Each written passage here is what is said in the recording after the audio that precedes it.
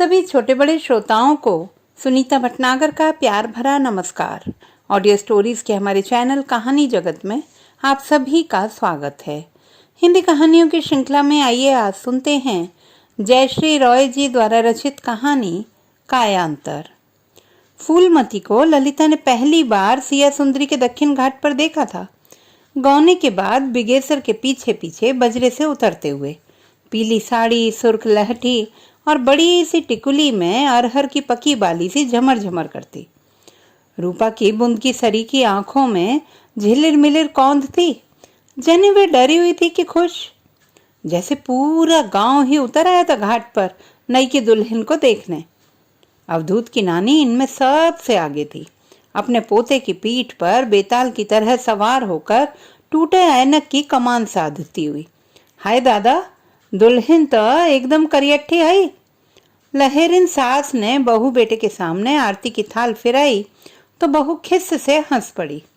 बिगेसर ने आंख गरम कर अपनी मेहरारू की ढलकती घूंघट छाती तक खींची तो गीत हरिन औरतों ने मंगल गीत गाते गाते एक दूसरे को टहोके लगाए। उसी दिन से गांव जवार में मशहूर हो गया, बिगेसर बो के लक्षण ठीक ना है। कुछ ही दिनों बाद छत पर दोपहर के घाम में बैठकर गीले बाल सुखाते हुए ललिता ने देखा था बिगेसर अपनी झोंपड़ी के आंगन में फूलमती को दौड़ा दौड़ा कर बांस के फट्टे से पीट रहा है। ललनवा के संग का कर रही थी रे खचरी? खेसारी के खेत में जंगल में जिलेबी तोड़ने गई थी कि छिनरई करने? सरकंडे की टाटी धकेल कर फूलमती बाप रे बाप, माई गे माई करती हुई गोहाल के अंदर भाग गई थी। दूर से ही ललिता ने देखा था उसका खूने कपार। उधर नीम खैरे बिगेसर की महतारी अपना कपार पीटती हुई ठहराकर बैठ गई थी।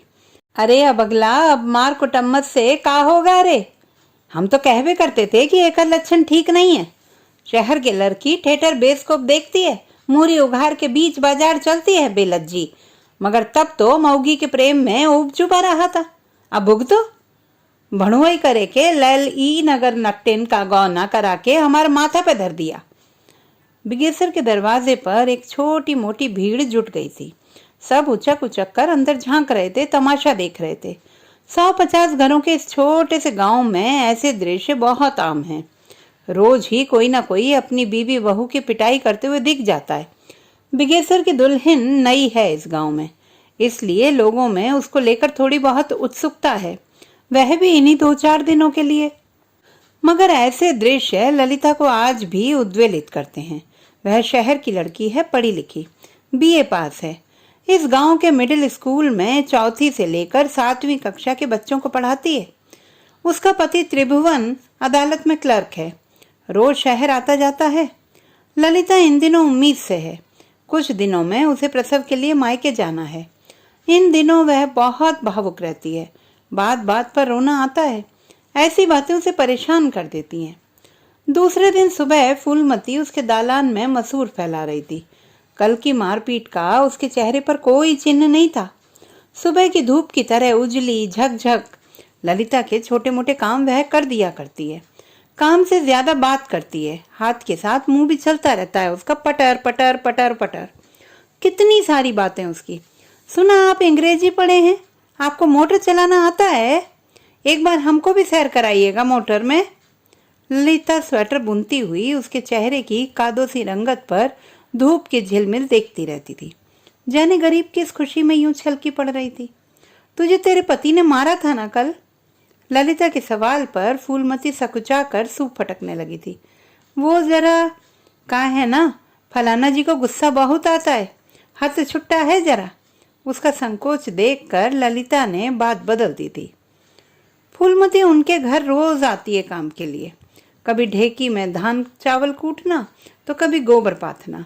धूप के आंगन छोड़ने तक काम करती है, और जब अनाज की कोठरी का अनघड़ साया आंगन के सहजन को धीरे धीरे संभलाने लगता है, कुएं की जगत पर बैठकर अपना आंचल पसार कर वह ललिता की सास से रोटी गुड़ सत्तू की लोई लोकती है। ललिता देखती है और आंखें फेर लेती है। ऐसे दृश्य देखकर जाने क्यों उसे ग्लानि होती है। आदमी आदमी को इतना बेइज्जत करे उसको नहीं सुहाता। छाती में कुछ गड़ता है शूल की तरह।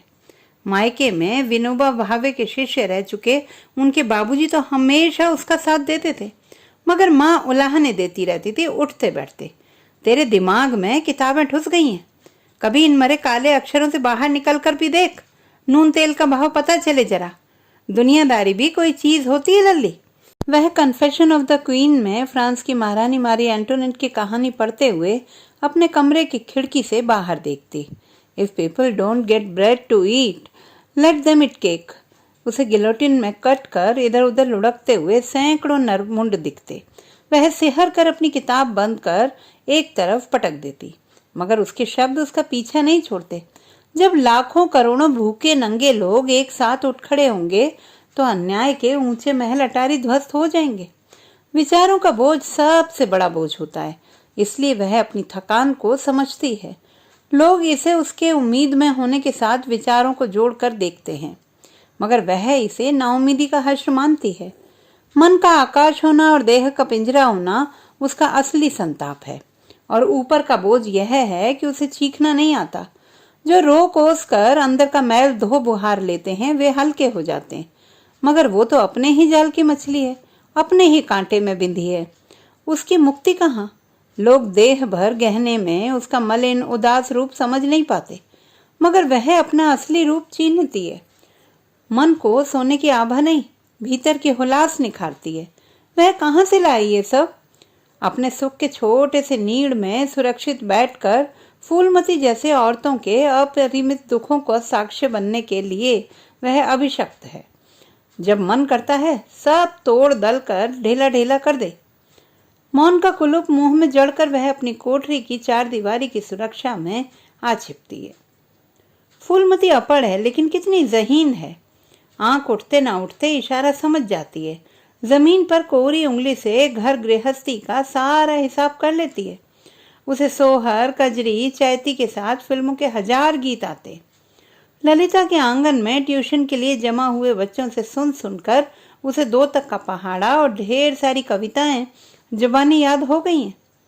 ललिता किसी बच्चे से सवाल करती है और अपनी उछाह में जवाब दे देती है फूलमती। इसके लिए ललिता उसे कितनी बार डांट चुकी है कि बीच में ज्यादा बोला नहीं करते, मगर उस फुहड़िया पर इसका कोई असर ही नहीं होता। उस समय तो दांत चियार देती है, मगर दूसरी बार फिर वही हरकत। क्या उम्र रही होगी उसकी? यही कोई 14-15 साल। खिच्चा भुट्टे की तरह उसके भीतर से बचपन का दूध पूरी तरह सूखा नहीं था। अक्सर गोईठा डालना या ठेकी कूटना बीच में छोड़कर गांव के बच्चों के साथ जंगलों में भाग जाती। कभी हड्डा बिढ़नी पकड़कर उन्हें सुतली से बांधकर हवा में उड़ाती फिरती, तो कभी किसी के धूप में डाले अचार कसौंजी चुरा कर खाती। एक बार जब उनकी वानर सेना ने कान्हा चौबे के भदैया मक्के के खेत को जंगली सुअर के माफिक खोद कर रख दिया था, उसकी शिकायत पर बिगेसर ने बांस की करची से उसे धुनिया की तरह धुन दिया था। चोरी छिनरपना तो तुम्हारा बंदे नहीं होता है। भर दोपहरा कट्ठा के कट्ठा खेत ताम के आते हैं। भूख गर्मी घाम से माथा गनगनाता रहता है, ऊपर से रोज कौनो न कौनो इसका झगड़ा झगड़ा फरियाना। पता नहीं दिमाग कब ठिकाना लगेगा। मार खाकर फूलमती संध्या पाती तक सरकंडे की ढेर पर बैठी कान्हा चौबे को कोसती गरियाती रही थी।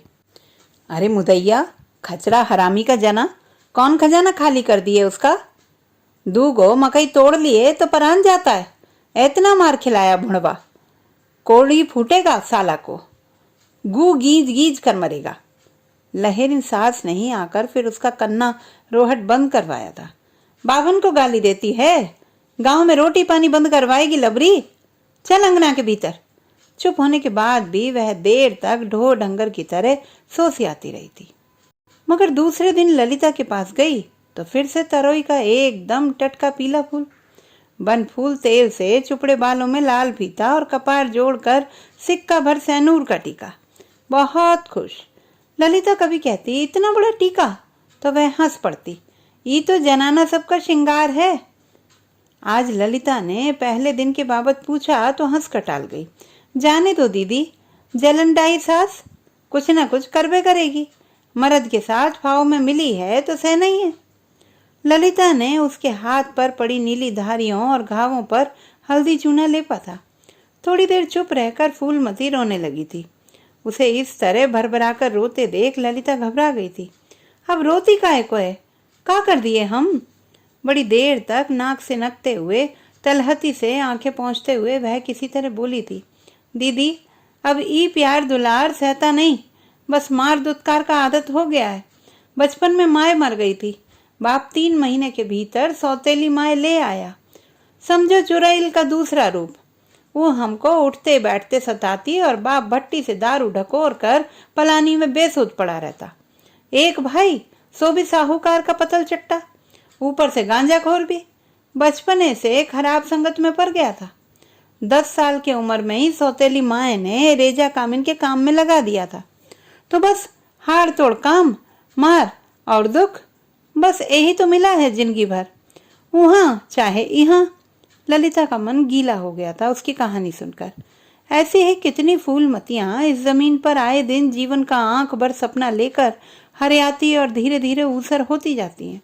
नई उम्र की उछाह में गुड्डी बनकर आकाश की ओर लपकती हैं और फिर सूत कटकर नीचे आ गिरती हैं। उसे अपनी सहेली मधुमिता याद आती है, कुछ कुछ ऐसी ही फूलमती जैसी, बुरे लक्षणों वाली। भर दोपहरी छत पर चढ़कर गड्डी लूटना, चबर चबर बोलना, बत्ती सी निकाल कर हंसना, ऊपर से 2 गरम बोरसी जैसी आंखें तरेर कर देखती थी सीधे सीधे सबकी आंखों में। हर बात का उल्टा जवाब। माँ कहती थी उसके साथ नहीं रहना, ठीक नहीं, वो तुझे गलत सलत बातें सिखाएगी। मगर ललिता को उसकी बातें अच्छी लगती थी, खासकर उसकी अंगीठी जैसी आंखें। वही आंखें शादी के बाद साल भर में ही जैसे बुझ गई थी। सोचकर आज भी ललिता का मन बोझिल हो उठता है। मुंडेर की चंचल गौरैया किस तरह घर गृहस्थी के पिंजरे में उड़ना तो दूर, चहकना तक भूल जाती है। गौने के बाद मधुमिता बार बार भागकर मायके आती रही, माँ बाप भाई से आसरा मांगती रही, मगर सब ने समझा बुझा कर उसे हर बार ससुराल के नरक में दोबारा भेज दिया।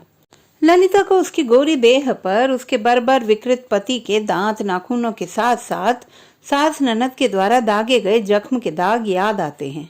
हर बार ससुराल लौटते हुए मधुमिता की मुंह कनुने से कातर आंखें मुड़ मुड़ कर पीछे देखना, जाने के साथ से। ऐसे समय में ललिता को महसूस होता था कि वह कितनी असमर्थ असहाय है।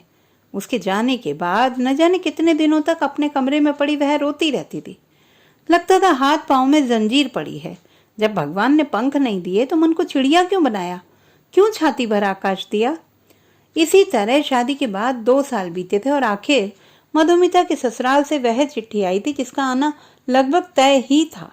मधुमिता अपने ससुराल में खाना बनाते हुए स्टोव के फटने से जलकर मर गई थी। मधुमिता के माँ बाप को उसके अंतिम दर्शन तक नहीं करने दिए गए थे। सब जानते थे मधुमिता को मार दिया गया है, मगर क्या हुआ? कुछ भी तो नहीं, बस एक और लड़की। लड़कियों की इस देश में कोई कमी थोड़े ही ना है। साल घूमते न घूमते मधुमिता के पति ने फिर शादी रचा ली थी। जाने उस दूसरी लड़की के साथ क्या हुआ होगा, ललिता अक्सर सोचती थी। मधुमिता की मौत के जिम्मेदार क्या सिर्फ उसके ससुराल वाले ही थे? अन्याय दुनिया करती है और खुश रहती है, उस पर तो बस अपनी चुप्पी भारी पड़ती है। फूलमती को उस दिन चुप कराकर ललिता ने इसके बाद उसे खाने के लिए छोवा गुड़ के साथ मूड़ी दिया था। वह कुएं के जगत पर चक्की मुक्की बैठी मुंह भर भर कर खाती रही थी, जैसे दिनों से कुछ खाया ही ना हो। ललिता के पूछने पर उसने कहा था, सास ठीक से खाना नहीं देती, कल रात भी नहीं दिया था। उसे गोहाल में सोना पड़ा, नई वाली बछिया के पास। ललिता के कुरेद कर पूछने पर लज्जा से सिर हिलाई थी। हाँ, फलाना जी प्यार करते हैं, कितना भी मारे पीटे रात को जरूर। ललिता समझी थी वही मर्दों वाला प्यार जो अधिकतर औरतों के हिस्से आता है। इसके कुछ दिन बाद चूड़ियों का खांचा लेकर सुबह सुबह गांव की फेरी पर निकलती हुई उसकी सास ने बताया था, फूलमती के पांव भारी हैं। सुनकर जाने क्यों ललिता खुश नहीं हो पाई थी। उसे फूलमती का साड़ी को धोती की तरह बांधकर तपती दोपहरी में गांव के बच्चों के साथ शीतला मैया के थान के पीछे गुल्ली डंडा, कंचा खेलना या लट्टू नचाना याद आया था। उस दिन राम सिंहासन के खेत से बूट झंगरी निकाल कर खाते हुए फिर पकड़ी गई थी। अपनी इन हरकतों के कारण कितनी बार पिट चुकी थी वह। अब क्या खेल पाएगी कभी इस तरह से? उसे बच्चे की नहीं गुड़ियों की जरूरत है अभी। एक और कच्चा घड़ा टूटा, एक और बचपन गया। ललिता ने अपने पति से रात को सोते समय यह बात कही तो वह टाल गया। इसमें नई बात क्या है, होती रहती है। फिर हंसकर उसकी नाक दबाई थी। तुम भी तो माँ बनोगी, ज्यादा सोचा मत करो। ललिता ने प्रतिवाद करने की कोशिश की थी। दोनों एक ही बात है का? उसकी उम्र भी तो देखिए, बच्ची है। सुनकर उसका पति करवट बदलकर सो गया था। इन गांव जवार के अनपढ़ लोगों से क्या उम्मीद करती हो? जिंदगी किताबी नहीं होती लाली, जमीन पर उतरो। ललिता एक बार फिर चुप रह गई थी। क्या उसके जीवन में ये किताबें सिर्फ पढ़कर रख देने के लिए, अलमारी की शोभा बढ़ाने के लिए? ज्यादा शिकायत करती तो पति कहता खुद ही तो इस बज्जर गांव में रहने की जिद पर अड़ गई और अब परेशान होती है। उसकी बात सुनकर ललिता को चुप हो जाना पड़ता है। बात सही है, शादी के बाद उसका पति शहर चला जाना चाहता था। उसे लगता था पटना शहर की लड़की होने के कारण ललिता को इस गांव में अच्छा नहीं लगेगा। मगर उसके पिता के मरने के बाद ललिता उनके स्कूल की जिम्मेदारी उठाने की जिद पर अड़ गई थी। ललिता के ससुर इस गांव में कई सालों से एक मिडिल स्कूल चला रहे थे। शादी के बाद उनके जीवन के कुछ दिन बहुत सुंदर बीते थे। कहां कहां घूमने गए थे दोनों। पति चाहता था कश्मीर जाना, मगर वह पहले अपना बिहार ही अच्छी तरह घूमकर देखना चाहती थी। लोग दुनिया जहान देख लेते हैं, बस अपनी जगह से अनजान रह जाते हैं। हाजीपुर जिले में उनका गांव पड़ता है। इसके उत्तर में मुजफ्फरपुर, दक्षिण में पटना, पूर्व में समस्तीपुर तो पश्चिम में सारण। इन इलाकों के सभी नामी जगह उन्होंने देखे थे। गणतंत्र की धरती वैशाली के स्तूप, सीता मैया की जन्मभूमि और उससे लगा जनकपुर धाम जो नेपाल में पड़ता है। संयोग से जब वे वहां गए, विवाह पंचमी का मेला लगा था। राम जानकी का वैसा विवाहोत्सव फिर उसने कभी नहीं देखा। केला, लीची, आम के बाग, हेला बाजार के पास रामभद्र में रामचौरा मंदिर, गंगा गंडक के संगम पर कोनहरा घाट, इस घाट पर होती पूजा के दृश्यों ने जहां मन को मोहा था, वहीं जलती चिताओं ने भीतर विषाद भर दिया था।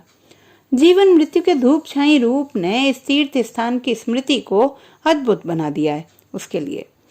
गंगा किनारे राजासन में स्थित महादेव मठ देखने के बाद वे हाजीपुर महाना रोड पर पड़ने वाले झादुआ में मामू भांजा मजार पर भी गए थे।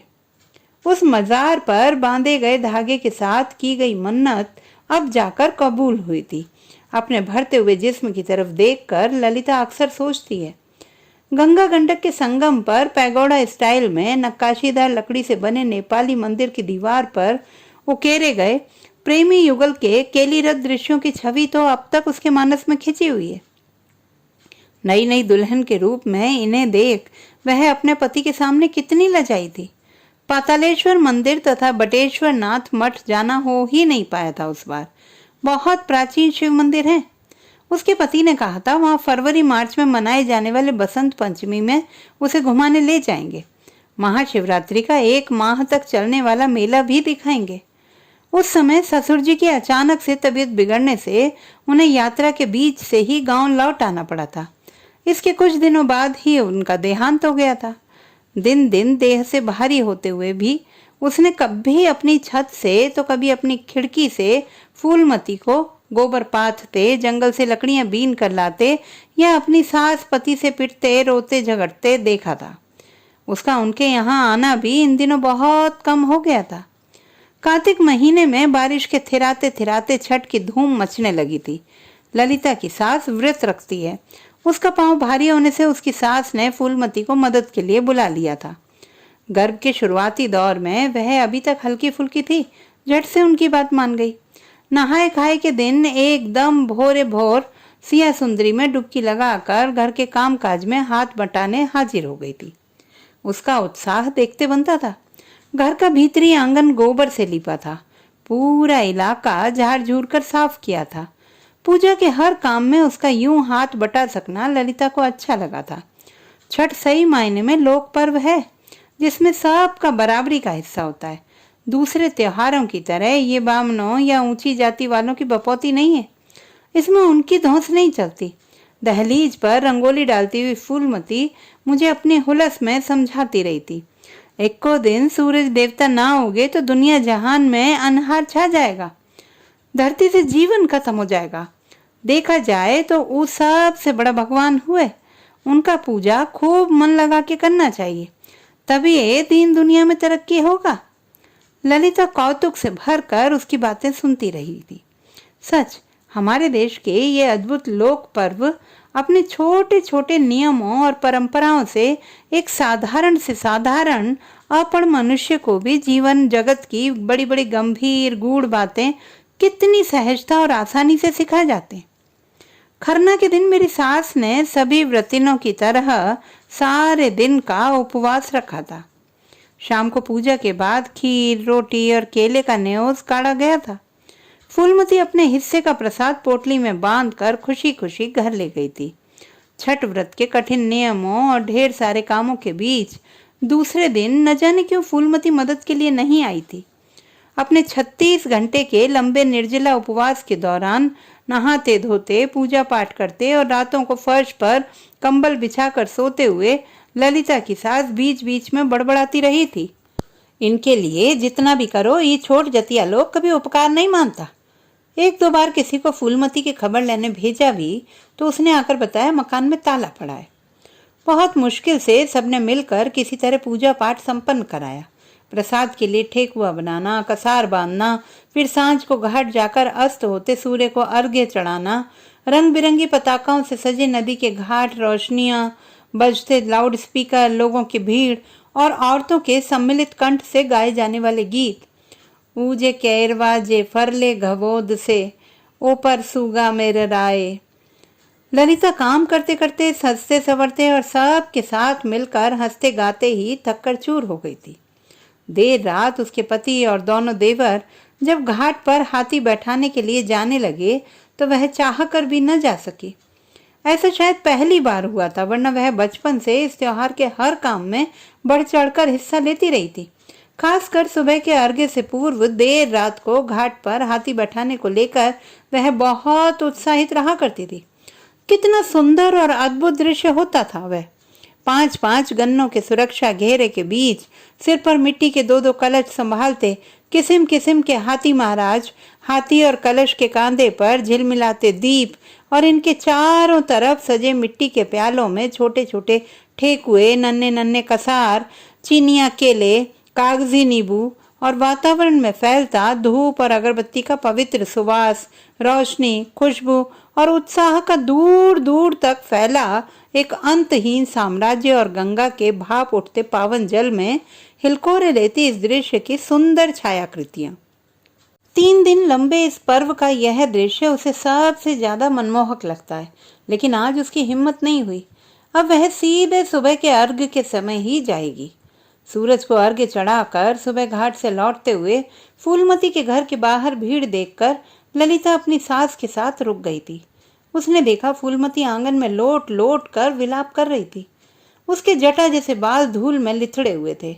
बाद में पता चला था राम सिंहासन के केले के बगान का काम छोड़कर बिगेसर 2 पैसे ज्यादा कमाने के लोभ में फतुहा की किसी दवा फैक्ट्री में काम करने लगा था। राम सिंहासन की पूछताछ के डर से फूलमती भी अपनी सास के साथ कई दिनों से गांव से भागी हुई थी। परसों सुबह सुबह राम सिंहासन के लोगों ने बिगेसर को कहीं से ढूंढकर बहुत बुरी तरह से पीटा था। उसकी हालत खराब थी। किसी ने उसे हाजीपुर सदर अस्पताल पहुंचाया था, मगर वहां उसकी हालत देखकर डॉक्टर ने उसे PMCH ले जाने के लिए कह दिया था। महात्मा गांधी सेतु पर 18 घंटों से जाम लगा था। एम्बुलेंस का सायरन भी कोई काम नहीं आ सका था। बीच रास्ते बिगेसर मर गया। खून बहुत बह गया था उसका, लेकिन जाम ऐसा कि बिगेसर की लाश भी दूसरे ही दिन घर आ पाई थी। लाश का चेहरा देखकर सब डर गए थे। काला बिगेसर एकदम फीका हो चला था। देह में एक बूंद खून नहीं, आंख भी जैसे उबला अंडा।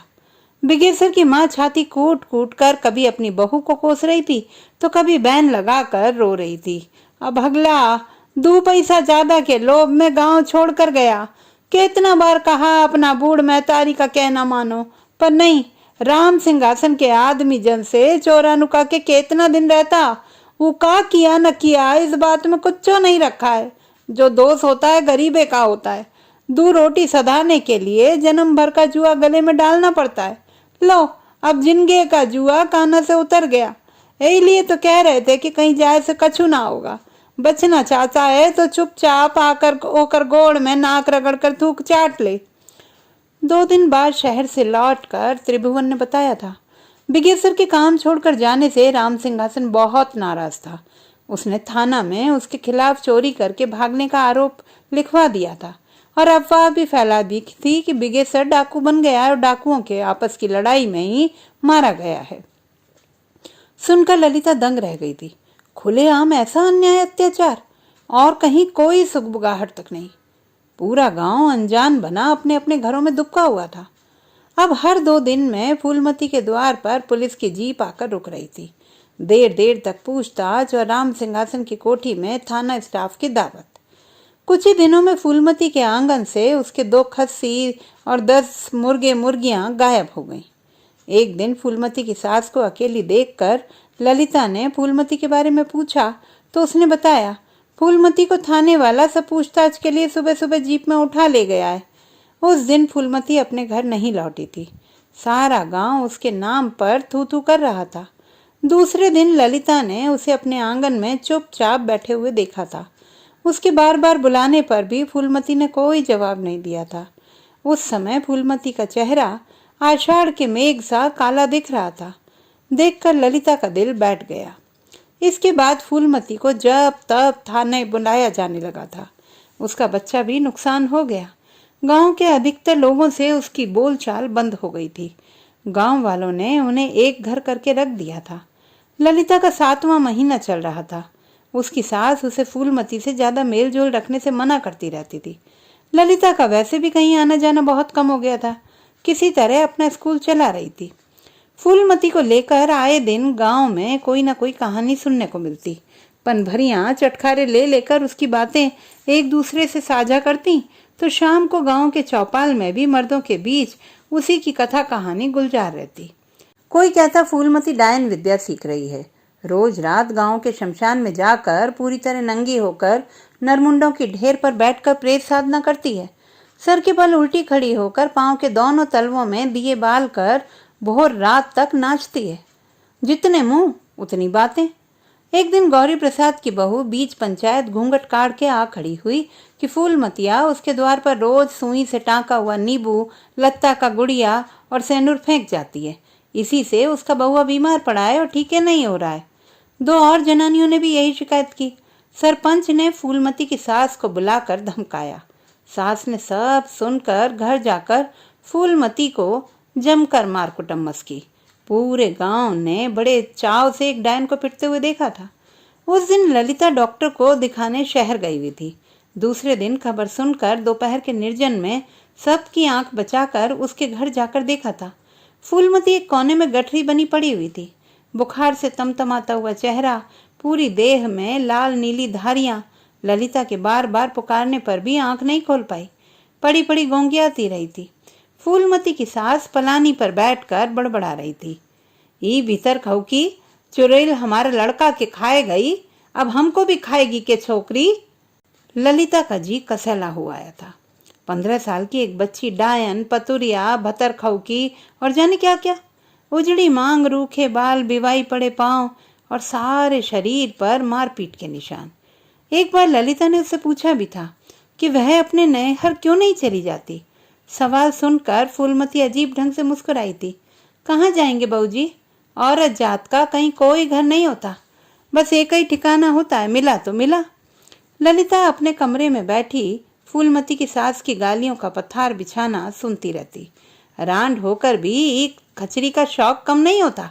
छापा का साड़ी चाहिए, केश में गमका हुआ तेल चाहिए। चटोरिन का जीभ भी कम लम्मा नहीं है, पूरा 1.5 गज का है, लपलपाता रहता है रात दिन। पहले रात दिन बोलने झगड़ने वाली फूलमती इन दिनों एकदम चुप हो गई थी। सर झुकाकर या तो अपने पैर के अंगूठे से आंगन की मिट्टी खोदती रहती या काठी के झाड़ू बांधती रहती। उसकी हर दम दीप्ति पाने वाली आंखों के साथ जैसी उसकी जुबान भी गूंगी हो गई थी। प्रसव से 1 महीने पहले ललिता अपने मायके चली गई थी। इसके बाद उसे पता नहीं चला कि उसके पीछे कितनी बार कितनों ने फूलमती को भिनसार दिशा मैदान जाते हुए या मवेशियों के लिए घास काटते हुए, कभी नासनी के खेत में तो कभी तरोई के मचान के नीचे खींच लिया था। गांव वालों ने कभी गांव में बीमारी फैलाने के कारण तो कभी किसी के बच्चे के बीमार पड़ जाने के कारण उसे डायन कहकर पीटा था, उसके बाल काट लिए थे या उस पूरे गांव में मुंह काला करके घुमाया था। अपने मायके में प्यार दुलार के बीच रहते हुए ललिता को रह रह कर उसकी याद आती, मगर वह करती भी तो क्या, बस अपना मन महसूस कर रह जाती।